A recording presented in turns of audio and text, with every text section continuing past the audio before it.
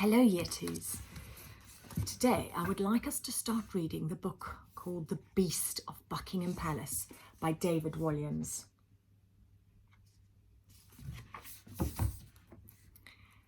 Britain. The year is 2120, 100 years in the future. The kingdom is dark. Britain has not seen sunlight for 50 years.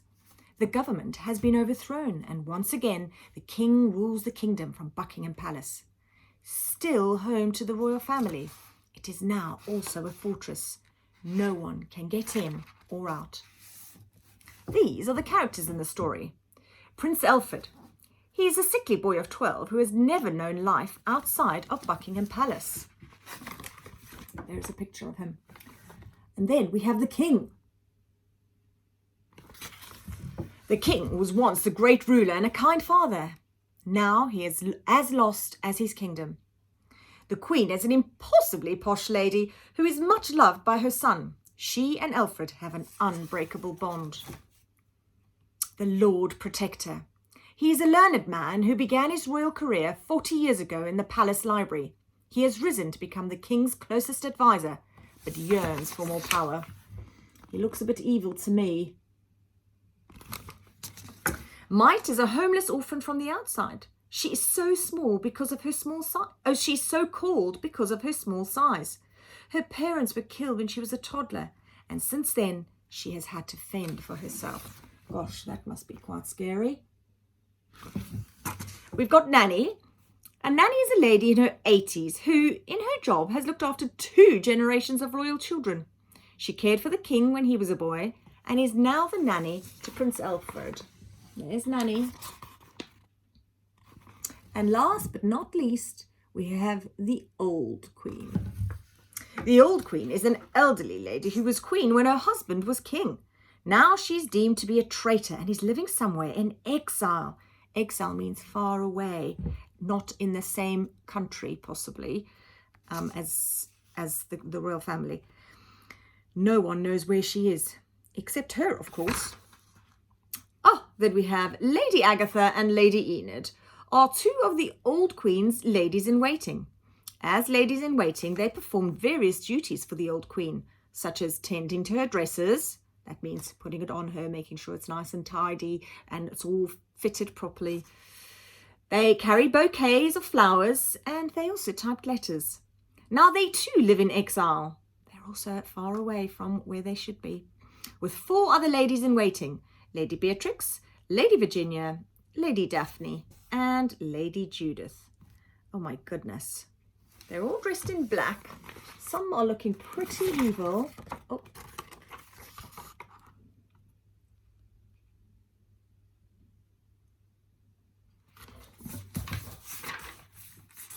Right. And then we have the Royal Guards. They are elite soldiers. The best of the best means elite. They have gold skull masks and flowing red robes. They are armed with laser guns and their mission is to protect the palace at all costs. We've also got the executioner, who is a giant of a man whose face is covered by a black hood. He is in charge of all the torture and executions at the Tower of London.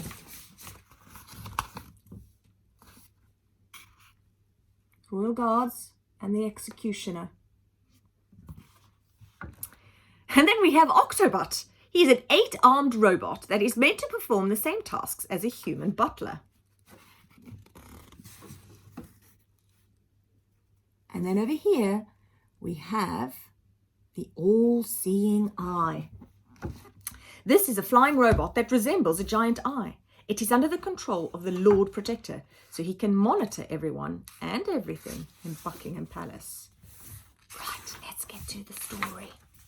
Prologue. That's before the story starts, in the beginning. The griffin is the king of the beasts. It is half an eagle, the king of the birds, and half a lion, the king of the animals. The head and the wings are those of an eagle, while the body and the back legs are those of a lion. For centuries, the beast has been thought of as the stuff of legend. Early civilizations worshipped the griffin. It can be found in stories from both ancient Egypt and ancient Greece. In medieval times, this half eagle, half lion became a symbol of godlike power. The power over life and death, the power to create or destroy the universe. Infinite power for all eternity. The sight of a griffin would inspire terror in the hearts of all men. That is why the beasts were used as symbols through the centuries by kings and queens. Griffins can be seen on coats of arms, flags, and shields. The message was simple: kneel or you will suffer a terrible fate at the claws of this beast. It looks a little like a dinosaur, those terrifying creatures that stalked the earth millions of years ago. However, unlike a dinosaur, no one has ever found the skeleton of one. But that doesn't mean that a griffin never lived, or one day might not live again. Part 1, The Coming of the Beast. Chapter 1. Dark. It was noon.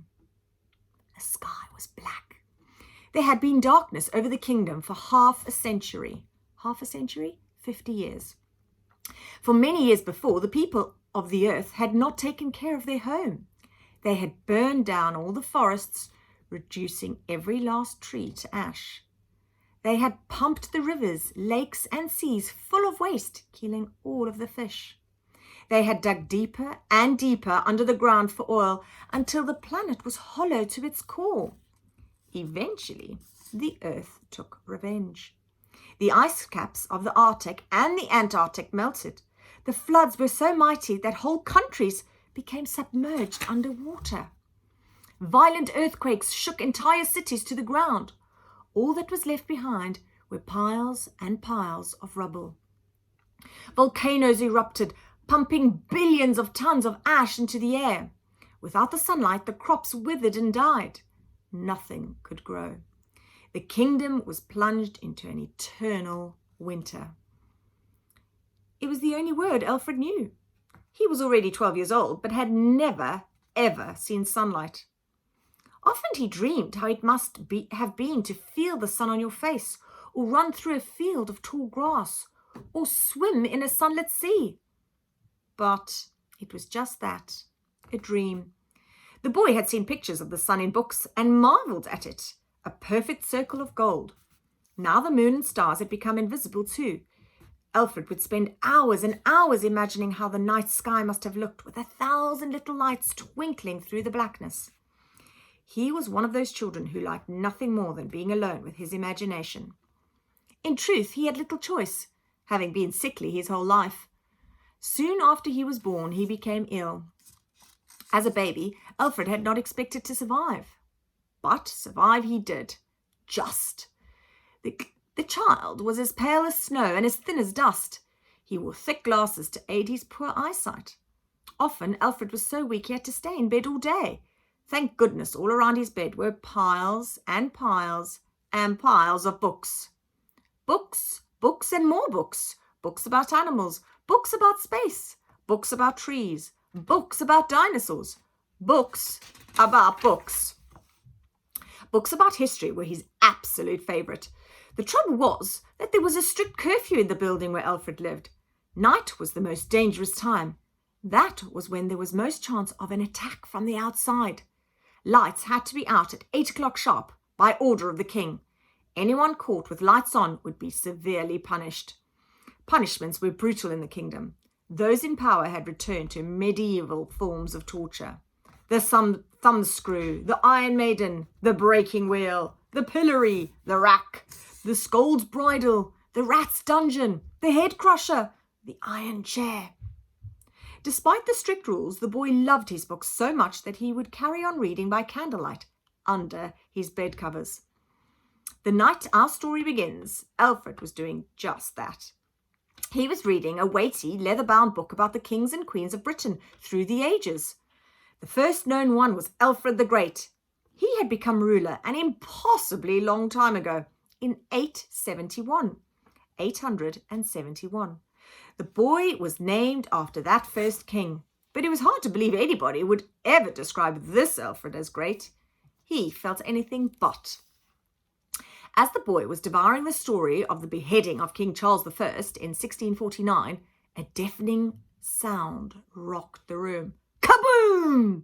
Alfred dropped his book. Thud! And his candle. He nearly set the covers alight. Woof. Smothering the flames and blowing the candle out, he pulled off his bed covers. Whoop! A huge explosion outside had illuminated the boy's bedroom with glowing red, orange and yellow light. Alfred slid out of bed and, using all his strength, limped over to his huge bay window. Just those few steps left him painfully out of breath. He leaned on the window frame to steady himself. Alfred's bedroom was high up on the top floor. From here he could see far across London. A building was ablaze, but not just any building, St. Paul's Cathedral. This historic structure, perhaps one of the most famous in the world, had been destroyed. Its huge white dome cracked as if it were nothing more than an egg. Huge plumes of black smoke billowed high into the air. Oh no, thought Alfred, no, not St. Paul's. He had seen many London landmarks destroyed over the years. Nelson's Column had been toppled to the ground. Crunch! The London Eye had plunged into the River Thames. Splash! The Royal Albert Hall's roof had caved in after a bomb had blasted it to pieces. Boom! However, none of these was as sacred as St. Paul's. This was a new low. The cathedral had been built after the Great Fire of London in 1666. I knew you knew that. The glorious structure had miraculously survived the Blitz when Nazi bombs raided down on London during World War II. But now it was burning to the ground. Alfred's next thought was, revolutionaries! This had all the hallmarks of one of their attacks. The boy had never met anyone from this top-secret organisation, but the Lord Protector had taught him much about them. From what Alfred had been told, the revolutionaries hated the fact that power had returned to the king. They wanted to overthrow him and behead him, just like the Roundheads had done to Charles I during the English Civil War. These revolutionaries stood only for death and destruction. This is why the Lord Protector said they needed to be crushed at all costs. Rat, tat, tat. There was a burst of machine gun fire. No! The distant sound of shouts. Ah! Was that a scream? Alfred shivered. As much as he wanted to look away, he couldn't. Every day there were attacks all over London, but explosions on this scale were rare. The boy pressed his hand up against the cold, thick glass and looked out at the devastation. This was the kingdom Alfred would one day inherit. So, very interesting. Tomorrow we'll read chapter 2. See you later. Bye.